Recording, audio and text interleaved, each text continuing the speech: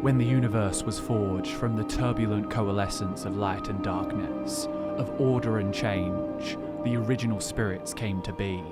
Anu's brightness was all-encompassing, and everything was ineffably bright. There was no contrast, but Padamai's infinite blackness defied Anu's divine radiance, and shadows emerged in this unfathomable place, creating depth and disparity.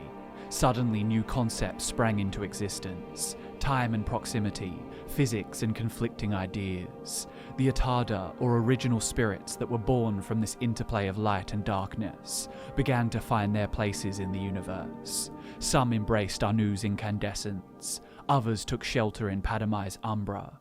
When we think of these gods, we think of their involvement with us mortals. But the primordial spirits of the Orbis were dealing with one another long before the mortal realm came into being, outside of our concept of linear time. Alliances formed between some spirits, while others schemed and deceived whenever they could. Not necessarily out of malice, but because these gods were finding their place in the universe, their spheres of influence, their invaluable involvement in the wondrous intermingling of Anu's stasis and Padamai's change. Given the topic of today's video, the dealings between Nocturnal and Azura are of particular interest. It's immediately apparent that tensions would undoubtedly arise between the Mistress of Shadows and the Queen of Dawn and Dusk. The passing of the sun through the sky, the inexorable shift between morning and evening, is what gives the shadows on the planet of Nirn their complexity. Sometimes when the sun climbs to its apex, shadows are short, and Nocturnal's immaterial presence is only slight. Other times, such as the twilight hours, shadows can stretch on to the horizon, and Lady Luck, as well as her cowled followers, revel in the tenebrosity. Of course these goddesses would cross paths. Their spheres are in constant collaboration. For Azura to bless Tamriel with the rotations of the sun and the moons, she must give power to Nocturnal. And so, it should come as no surprise when I tell you that the Mistress of Shadows once rebelled against Azura, stealing from her an artifact of inscrutable power. And with this artifact, Nocturnal holds the key to unlocking all of the universe's most well-kept secrets. No door is closed to her, and not even the most indecipherable mysteries are beyond her appraisal. Should you, a mere mortal, come into possession of the skeleton key, you should rejoice, but also act with the utmost trepidation, for in your hand lies the limitless potential to defy all the laws of the universe. Hey guys, it's Drew here and welcome back to FudgeMuppet. You may be wondering, how exactly can one little key hold so much significance? To the untrained eye, the skeleton key is simply a burglar's best friend, an infinite lockpick, a master key to every building in Tamriel. But that would be like wielding Mehrunes razor for the sole purpose of shaving, an utter waste of potential. I would tell this burglar to stop worrying about getting inside every locked box, and to start thinking outside of it. Why open the door to a jewelry shop when you can open the door between the moons, allowing you to traverse the immortal realms of Oblivion, Aetherius and beyond?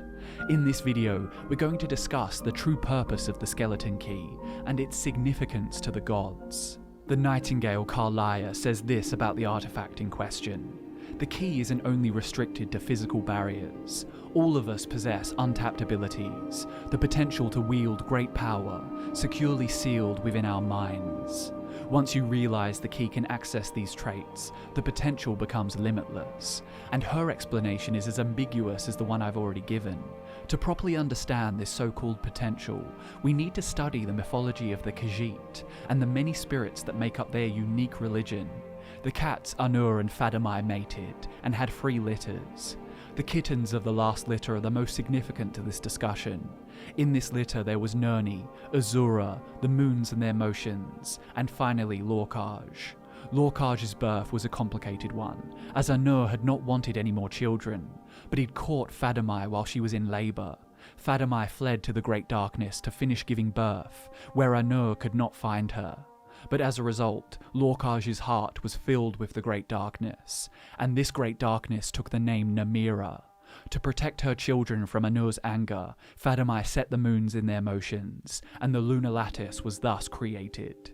This lattice acted as a barrier between Nirni and the realms of Oblivion and Aetherius. Fadamai told Azura to create the Khajiit from some of Nirni's offspring, so that they could be responsible for climbing Kanafi's breath to set the moons back in their courses, should they ever fail.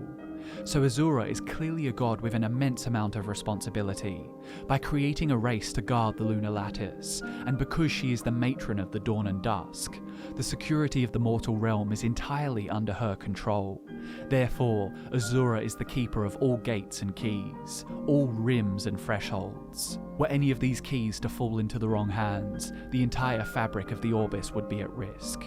She is the keeper of the lattice, and there's no doubt that one of her keys could be used to unlock it, opening the mortal realm to everything that lies beyond. And this is where some other important spirits come into play, namely Boethra and Noctra. When Fadamai the mother cat died, Azura dwelt in the Great Darkness for some time, mulling over the many things she'd learned.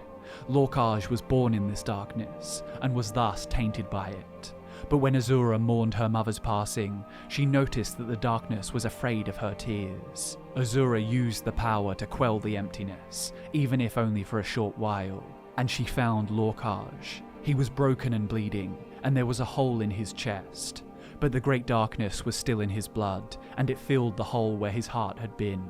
The dark mass beat like a heart, and black blood spilled out onto the threshold. Azura heard each beat of the heart like a beating of a drum, and each drop of blood tapped to form a rhythm she felt in her tail. But Fadamai had taught Azura the names of all the spirits, so she recognized the great darkness for what it was, Namira, and Azura tore out the dark heart of Lorkhaj, and all of the darkness in him came with it, and she cast it beyond the sea. This black blood that spilled from Lorkhaj contained immense power, the kind of energy capable of creating new gods. Noctra was one of these gods, born from Lorkhaj's wounds. As a result, Noctra's place in the pantheon has always been somewhat confusing, even to the Night Mistress herself. She was born from darkness, but she was not the Great Darkness, for Namira already held that mantle. Azura knew that Noctra's confusion would only cause trouble, so she called upon the warrior spirit Boethra. Boethra battled Noctra until she knew she was not Namira. When this was done, Noctra was brought before Azura to be judged. Azura showed mercy and allowed Noctra to live, so long as she served Azura and the Jaka being the phases of the moons. But Noctra was rebellious by nature, so she stole one of Azura's keys and fled back into the void. It is not explicitly stated, but we all know which key Noctra stole. It was the skeleton key. This context provided by Khajiit mythology shines a new light on the significance of the artifact. If the key once belonged to Azura, and Azura is the keeper of the lunar lattice, the gateway to domains beyond the mortal realm Mundus, then the untapped potential of the skeleton key is undeniable. The moons and their motions protect Tamriel from the perils of Oblivion, and when a mortal dies, they fly on Kanafi's wings beyond the moons, to the many afterlives of Aetherius. Azura oversees this metaphysical gateway, and she holds the key to it. When dealing with the lunar lattice, the very structure of the mortal realm, the key is obviously not going to be a completely tangible, literal key. It's not a simple tool used to align some pins inside a lock mechanism. It's not so material. Any attempt to define this limitless potential is of course speculation, but with the story of Noctra and Azura in mind, we can make some assumptions. If the skeleton key is one of the keys to the liminal barriers between Tamriel and the realms of Oblivion and Aetherius, then it would inherently hold the power to defy the strict laws of nature present in the mortal realm. It is too great an artifact to be confined to the physical laws imposed by the realm's makers. Therefore, it can adapt to fit any lock, to take any shape, including that of the intangible gateway between the moons, that opens out into the Orbis, and all of the things contained within it. It should come as no surprise that Nocturnal, the matron of thieves and queen of shadows, would covet the skeleton key. With it, she can theoretically bypass the lattice that protects the mortal realm from what lies beyond.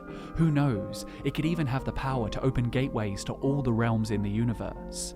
Perhaps she could traverse all the planes of Oblivion, or infiltrate the manifold realms of Aetherius, where the spirits of mortals go after death, and where many of the original spirits still reside. Now, with all of this in mind, imagine the key in the grasp of a mortal. Carlia told the last Dragonborn that the key is not restricted only to physical barriers. She said that all mortals possess untapped abilities, the potential to wield limitless power, securely sealed within one's mind. And she was right. With the skeleton key, a mortal can ignore the natural laws of the mortal realm, the laws that restrict them and give them their finite lives. They can use it to open portals to Nocturnal's Evergloam, but they could hypothetically open portals to any realm, Daedric or Adric, and with enough understanding, unlock the fetters of mortality, liberating themselves from their own mortality. All you need to do is open the right door. The skeleton key has taken many forms. Depending on the wielder, it has taken the shape of a lockpick, a relatively inconspicuous two-pronged key, and most commonly, a golden key with an unmistakable luminous blue handle. I think these are but a few of the key's possible manifestations. A close-minded bearer may see it as a lockpick because they use it as merely an unbreakable lockpick. But given all we've discussed so far, that's a lot of wasted potential. It's entirely possible that, in the hands of someone who is capable of imagining its full power, the skeleton key would look nothing like a key at all. When discussing the most powerful Daedric artifacts, the skeleton key tends to take a top spot, based purely on Carlia's comments. But the recently added Khajiit lore really contributes a lot to the story. Perhaps this is why so many influential figures in Tamriel have possessed it, like the demigod Sophasil and the 4,000-year-old wizard Dive Fear. Nocturnal, with the aid of her nightingales, has gone to great lengths to keep the key and the Ebonmere very well protected. But I would argue that this in itself is a waste of the key's potential.